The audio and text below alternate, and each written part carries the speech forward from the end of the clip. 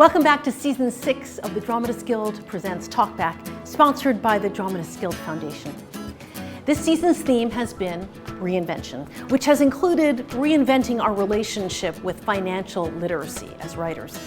We've had so many conversations this season about how writers get paid or not. So, in this bonus episode, I'm talking to the Guild's Executive Director of Business Affairs, Ralph Sevush, to clarify some questions that have come up and to hear him give his expert perspective. Ralph has been at the Guild for 28 years and has been so instrumental in initiating and carrying through so much of the vital work the Guild has been doing. Here we go.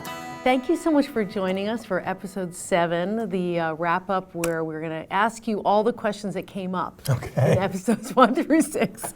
This is Ralph Sevush, Executive Director of Business Affairs for 28 years. Thank you for your service. Yeah. So, as you can imagine, you know so much more than most of us do. And so that's why I'm here. I'm so happy that you agreed to answer some questions. I'm thrilled to answer some questions if we can help writers know more and empower them to know more. Yeah. That's what we're doing. Yeah, thank you. Yeah, so this season has been all about reinvention in various forms. It's an intentionally broad topic. And part of that reinvention is reinventing our relationship as writers with financial literacy. So many questions have come up from so many different people about how people get paid, how people don't get paid. And I wanted to start with asking you for some context about the Guild and where we started, where we're going, where we've been, whatever you would like to start with. Sure. The story starts about 110 years ago. It was the progressive era. Unions were forming. Equity had just formed. Writers in the theater generally had to do something else, like writer-actor or writer-producer-actor, director, in order to get paid. Because there was no copyright in performance. That came late after, that started like right at the turn of the century, where a performance, you needed to license the rights to it. Before that, the copyright only attached to the book, the publication. Oh. So once there was a right to license performances, then there could be a royalty stream, and people could create works that would generate revenue. So wait, let me just make sure I'm understanding that. So if you have written a play, and it exists on paper, right, you could copyright that. Yes. But there wasn't, for example, when it was being performed, the copyright just disappeared? No, it didn't exist. It didn't exist. Copyright is not one thing, it's a bundle of different rights. And that right wasn't in the bundle at that time. Interesting, I never knew that. So when that got to be part of the bundle, then it became something a writer could license and get royalties for. So the professional playwright really comes about the turn of the last century when royalties could be had for more than the book, the publication itself. So then you get to a place where the producers of the time, the Schuberts and others, simply bought the play and the author received nothing more than the purchase. Or if they paid a royalty, the authors had no ownership or control. It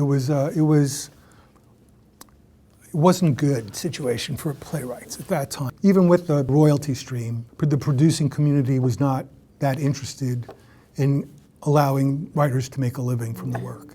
So was it more similar to the way film and television writers are work for hire in those days? Not work for hire exactly, but it might as well have been. Starting in 1912 or so, an organization called the Authors League was born, and that was comprised of different kinds of writers. Writers of novels, writers of the burgeoning new industry of film, writers of plays, and they had common interests. They didn't want to be unrepresented in this world where now people were being represented.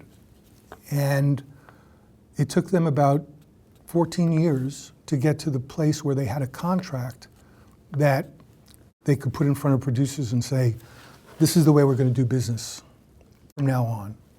So From the Authors League came the Authors Guild, which represented the novelists, and the Dramatists Guild, which represented the playwrights.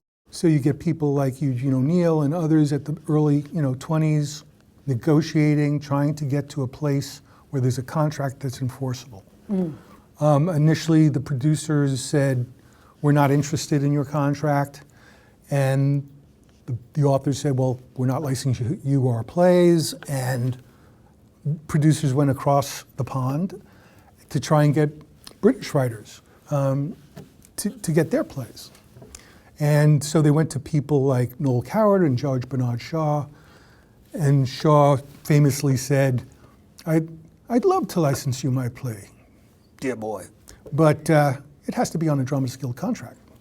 So our British cousins stood fast, and the producers eventually agreed. So 1926 is the birth of the first Guild contract.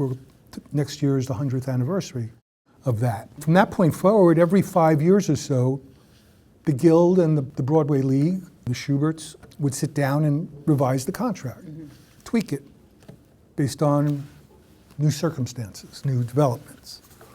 That was up until the 1940s, mid-40s, at which time they sued us. Instead of negotiating with us, they thought it might be better to just sue us, claiming that we were in violation of antitrust laws. We were not a labor union, we were acting as a labor union, but because we weren't, we were in violation of antitrust laws. We were owners of property who were fixing prices, essentially. That lawsuit, Ring v. Spino, dragged on for like a decade. And the ending was ambiguous. The producer, who's actually the plaintiff, got like $1. Wow. Just symbolic. And there was no final determination whether or not there was an antitrust violation. But it did put into doubt our ability to act collectively. That started sort of creating the shadow over playwrights, where collective bargaining made us vulnerable to antitrust suits, not just from other producers, but from the government. So we had to take a more circumspect approach to the contracts that we were promulgating. Even after that, though, the producers continued to sit down and renegotiate every 5 years, up through until the 70s. New York in the 1970s, I don't know if you were here during that time, it was not good. It was a harsh economic environment for theater and for everybody. A lot of theaters were empty. Right. So producers, when the money gets tight, everybody gets angry and looking to point fingers. And so, they once again tried to sue us. That lawsuit ended up in the mid-'80s in a settlement. And that settlement is the Broadway contract we now have. It's called the Approved Production Contract, the APC. And as I said, that was a contract that was a settlement of a lawsuit. They've refused, the Guild, the League of Broadway Theaters, has refused to renegotiate it since then. Since the 80s, yeah. Since the mid-'80s. What's happened as a result is, the industry grows and changes whether or not they keep up with the contract. So the League has imposed on all of its members, all of its producing members, the obligation to essentially renegotiate the contract from scratch on every show that comes to Broadway. So it's on an individual basis? Yeah. And those contracts come to us, we review them to see if the modifications they made to the contract are fair and equitable and consistent with the terms of the original agreement. And if there were special circumstances to allow changes, then we considered those. But there was a certification process, and still is. And if we don't certify it, the contract terminates.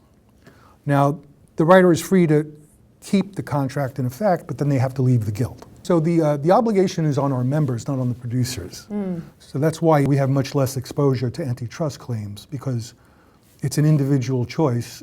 Nobody has to be a member of the Guild to be produced on Broadway. Right. But if you want to be a member of the Guild, under our bylaws, you need to use our contract. Right. Under that contract, the basic elements of an author's compensation and their rights hasn't really changed all that much. The author retains ownership of their writing.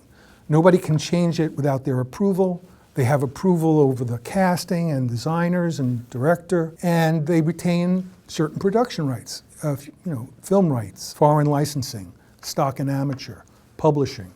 There's a bunch of rights the author retains. After they've licensed the production rights to that producer, when that producer's done with it, those rights too revert back to the author. And so now the deal that was made in the 26 contract and is still made is the producer needs something to raise money with. They used to have a copyright. They don't have a copyright anymore. What they have is potential profits from the production, as well as an ongoing participation in the author's future revenues. And these are called subsidiary rights revenues. They are revenues that are generated by the author's use of his play afterwards. What comes after. It's not an unlimited amount, and it's not forever, and it's not from everything. So it's pretty important to keep an eye on that. And those are typically negotiated on an individual basis too. There's not a standardized. Yeah. On the Broadway contract, there is a standardized. There are like 4 options that the producers can choose from, and so they pick one. So it's that in that regard, it's standardized. If you're talking about off-Broadway or in regional nonprofits, it's the Wild West. Right. There's still a range of common requests from the producers, and even in that area, it's not fixed by any particular contract that we have. We've been talking about how the APC really is sort of the flagship contract in that it's the one contract that we do administer and that how those standards trickle down really to other contracts. You've said a lot, and I just want to ask a follow-up question that I think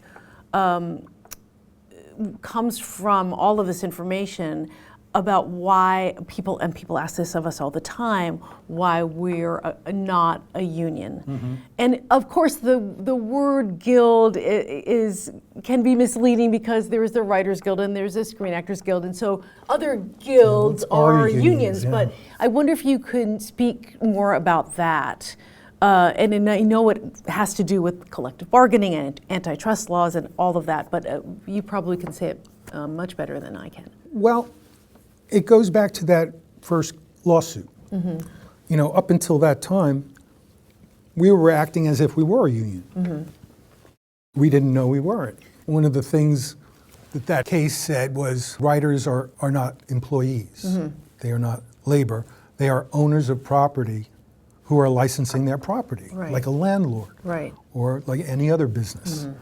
And they're all in competition with each other, so they can't get together and fix prices or the terms for licensing. So why that has hit us as dramatists, but directors and choreographers and designers are all represented by labor unions. And they also own their copyright to certain things. I know we talked about set designs and custom designs, right? Right. To the extent that designs are copyrightable, their contract with the producers allows them to retain the copyright.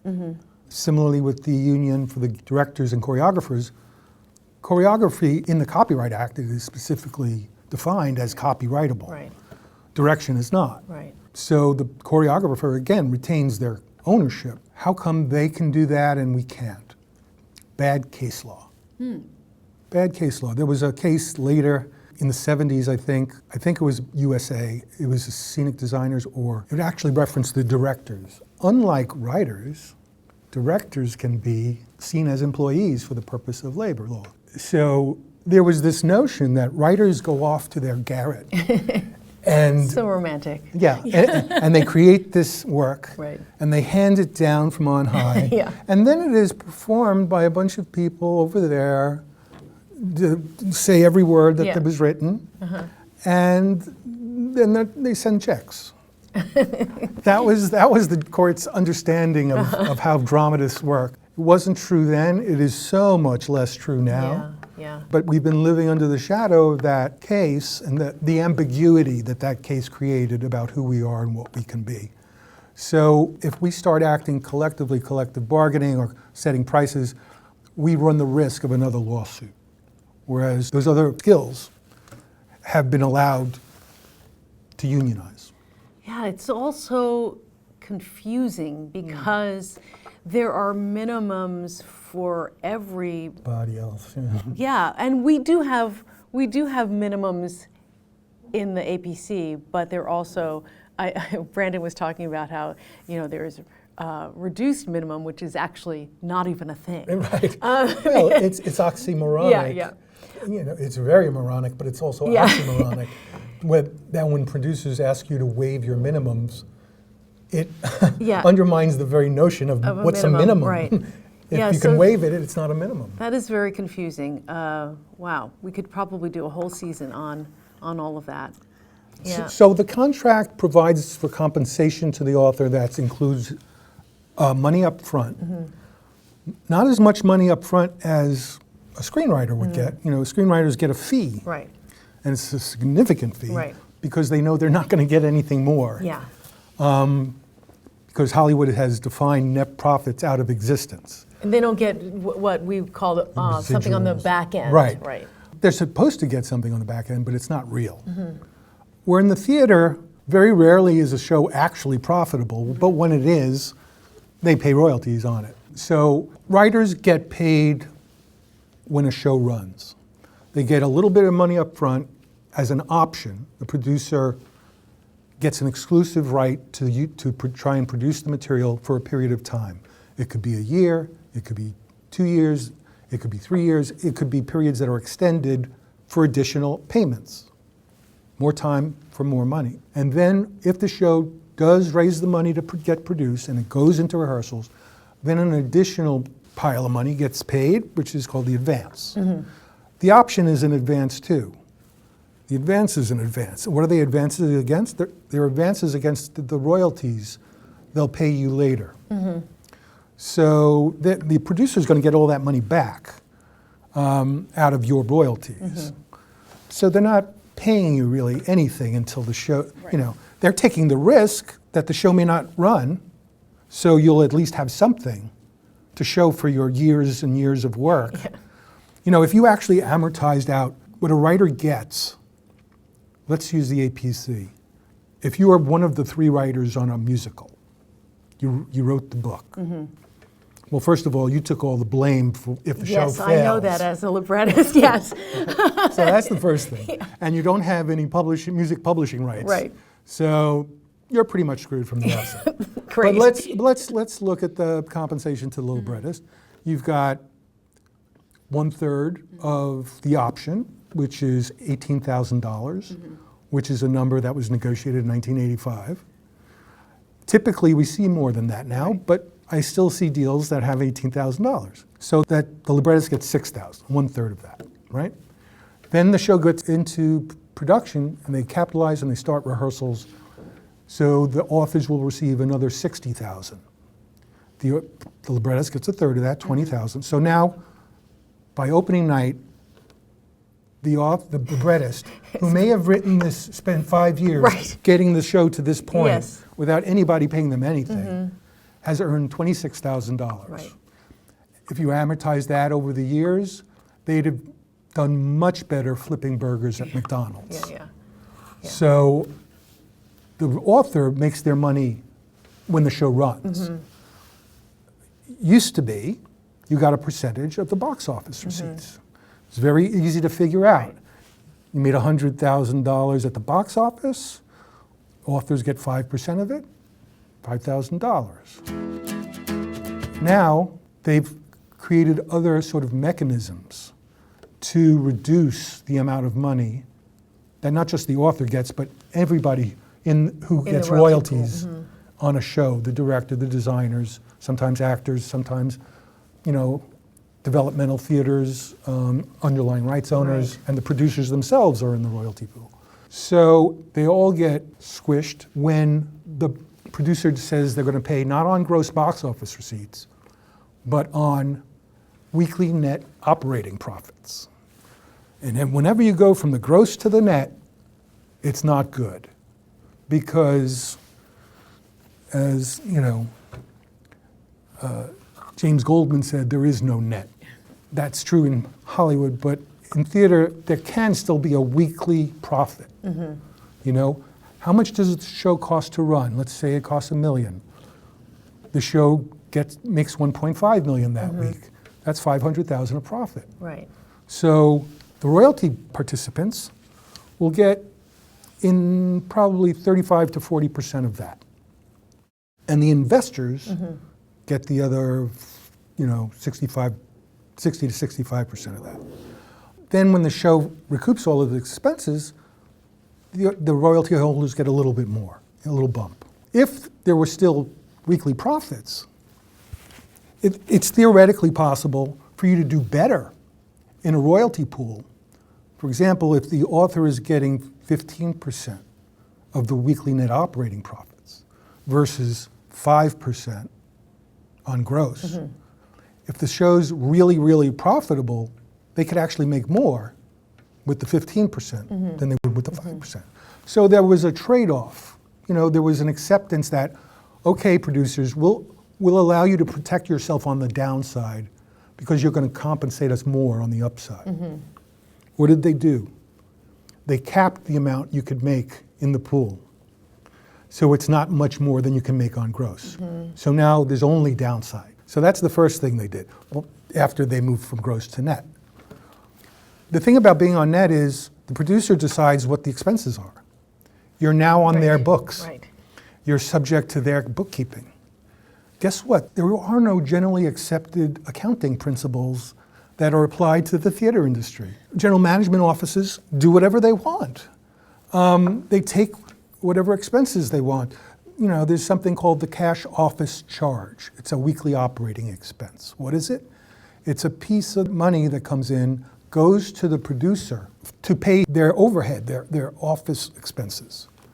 If they have multiple shows, they're getting that from multiple, so they're getting triple their overhead, if they have 3 shows running. But nobody's paying your overhead. That they're a business. Yeah. Their overhead should come from their profits. But no, cash office charge. Sometimes they'll take an executive producer fee. Why? Because they want to pay themselves a fee for doing the work that they're getting a royalty for and getting profits for. Yeah. The way they justify that is the producers have given up a lot of their share of royalties to the investors just to raise the money. Right. Money is getting more expensive. As theater becomes riskier, as money becomes scarcer, it becomes more expensive. And so the actual managing producers, the producers who are actually producing the show, not just investors, the lead producers, make very little because they've given up so much of it to their investors. So in order to offset that, in addition to their cash office charge and in addition to their minimum weekly guarantee, they get an executive producer fee. Plus, as I said, they get a minimum weekly guarantee in the royalty pool from the net profits. Everybody in the pool gets a minimum weekly guarantee. So let's say the authors are getting $6,000 a week. Again, this is a number that's been used for like decades. That underpaid librettist is now getting $2,000 a week if the show is not a hit. If it is a hit, they'll get more than $2,000 a week if their share of weekly profits exceeds that amount, theoretically. Yeah. So what have they done now? Amortization. That is a word that has come up several times that our guild president, Amanda Green, and vice president, Brandon Jacobs-Jenkins, have asked me to ask you to describe in a way that we all can understand it better than we do. Thank you. Please and thank you. It's hard to get your mind around because it's so inherently unjust. So it requires you to take a leap of logic to get to understand it. So they went to a royalty pool where 65% of the weekly profits were going to go straight to the investors to encourage investors to invest so that they were getting money back even if the show wasn't doing great. Whatever it was doing, they were getting 2/3 of it. Not enough. Not enough. So they decided, let's say a show costs $20 million to produce, to get to that opening night. All the things it costs to get to opening night. Let's take a percentage of that let's take 200,000 of that and add it as a weekly expense. We're just going to take it off the top. And that 200,000 going back to the investors. Then you get to the royalty pool, 65% more goes to the investors. The authors are left with 35% of what's left after the $200,000 has come off the top. And very often that means minimums. Yeah. You're working for minimums. Essentially, amortization turns everybody in the royalty pool into investors without a portfolio. They've been told they are going to invest the money that they would have gotten paid on that 200,000, but they're not going to get a return on their investment equivalent to like being an investor. Right. They're not going to get shares. It doesn't make them an investor when in fact they really are. In fact, it's been done to them against their will. So in order to sort of push back against that, we pushed back against the royalty pool by having higher minimums. From 3,000 it went to 6,000, and the advances got larger. But now, with amortization, we've doubled the minimums to 12,000. And whatever money is given up because of the amortization is supposed to be paid back to the authors, not only out of the profits of the show, but out of that future subsidiary rights that the producer is supposed to get from the author, on the basis that, why should I, as an author, be paying you your full share of sub-rights if you haven't paid me my full share of royalties? When I get my royalties back, you'll get your sub-rights. And we've also asked for a premium. That is, you get back 110% of what you lost. So there's a little bit on top of it. But all of that is highly speculative, because most shows don't recoup, Right. at least not on Broadway. Over time they may, and so all of those givebacks can be illusory. You do get more up front, you get a double advance as well. So 120 instead of 60. So there's more up front, there's more every week, but it still doesn't come close to offsetting what you're giving up. What's 15% of 200,000? $30,000 a week is what the authors are giving up. That's 10,000 each every week to the producers, so that they can get paid back first, even if there's a royalty pool where they're also going to get 2/3 of the money. It's crazy. We've really got to reconsider why we're accepting that as a mechanism that should be certified as equitable, because it's not.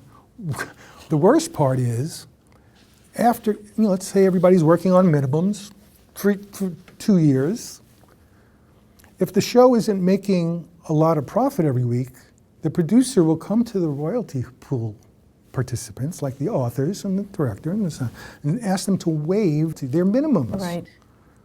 Again, it's not a minimum if you can waive it. So we've always taken the position that it's not waived, it's deferred, Right. and the author should get it back out of the subsidiary rights. Again, why should I pay you more money out of my pocket if you haven't paid me the full share of my royalties? But again, those are contingent, speculative. What's real is a show's been running on Broadway for 2 years and you haven't been paid anything since you got your advance. Yeah. Maybe you got the first 6 months of minimums and then you've been in waivers ever since. Yeah, we've heard from writers who that's happened to, and it's really shocking to think that the person who was there when the page was blank is not. Yeah, what exactly are what exactly would they be performing every night? Yeah. I know we could talk about this for a million years, but I also want to include some questions about non-Broadway contracts and writer situations. One of them that came up when I was talking to the great Gretchen Cryer was this trend that has been happening with writers who are being approached by nonprofit theaters to bring money to their own production.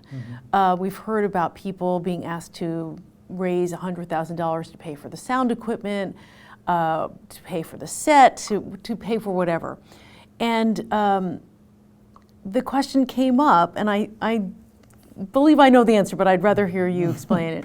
The question came up, well, does that make you then some sort of producer or investor because you're being asked to raise several $100,000 or whatever it is, or not. Not? Yeah. When a nonprofit theater produces your play, there are no investors. Money given to them is given as a donation. Right. Or for purchases of tickets. So nobody's buying an interest in the play, in the production. You know, it's sort of pay to play. You want to have your show here?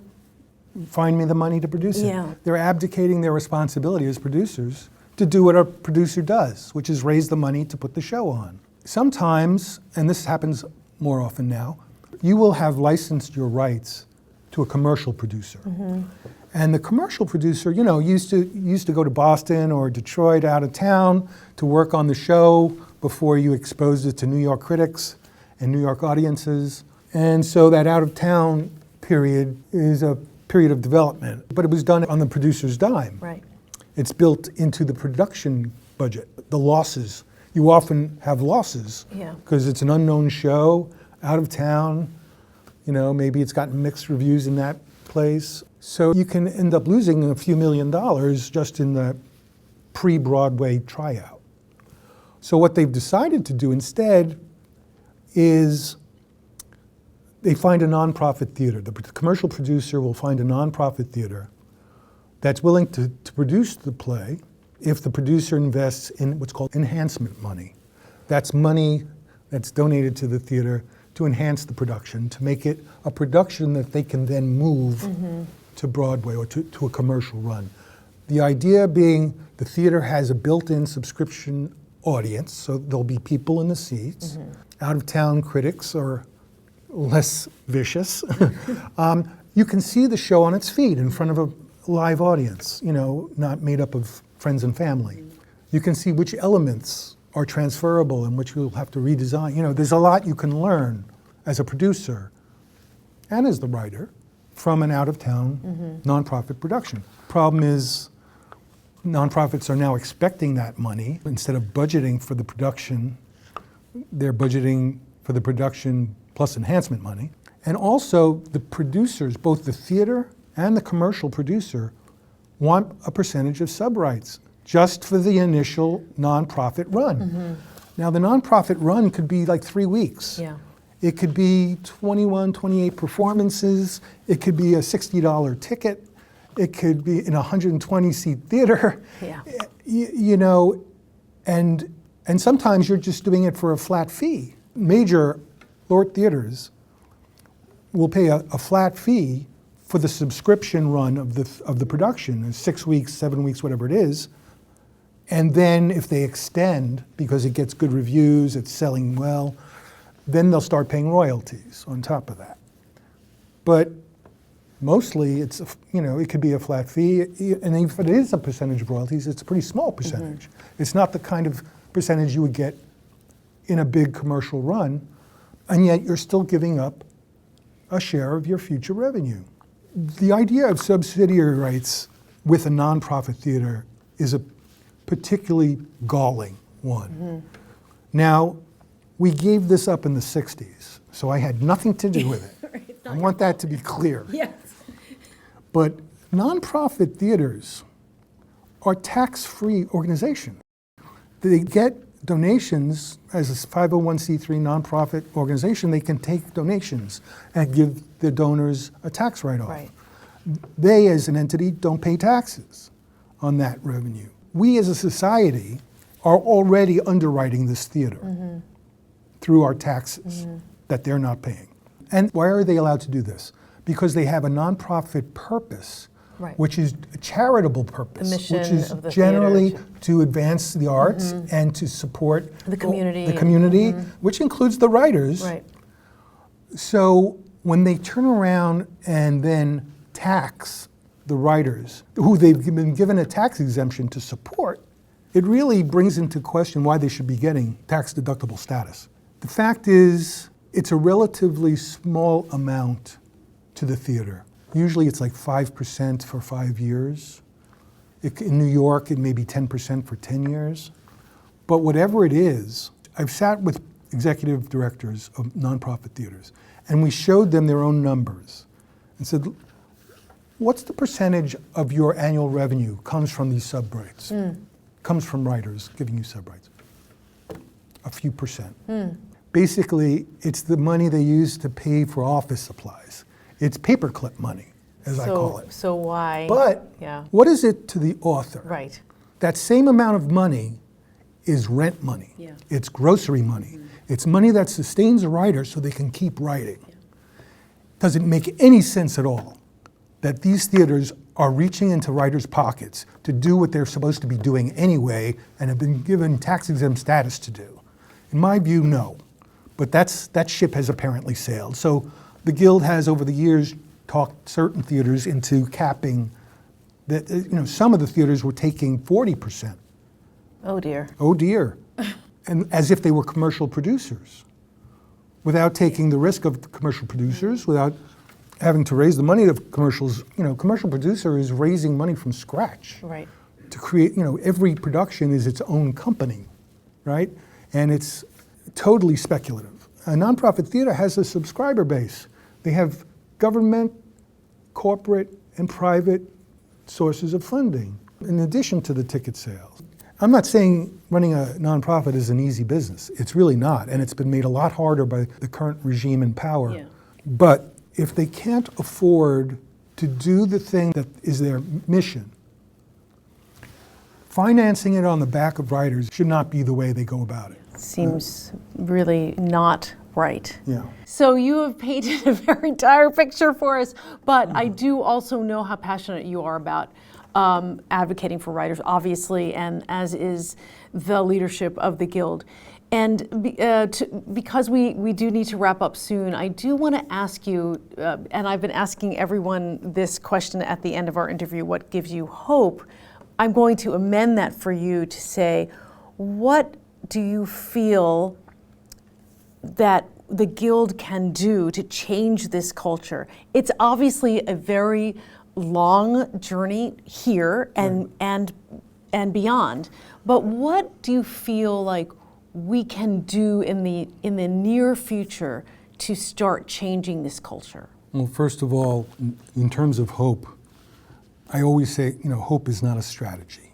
It's nice to have. Mm-hmm. It sustains you, but it's not a way forward. You have to have a plan. So part of the plan requires writers to understand the power of no.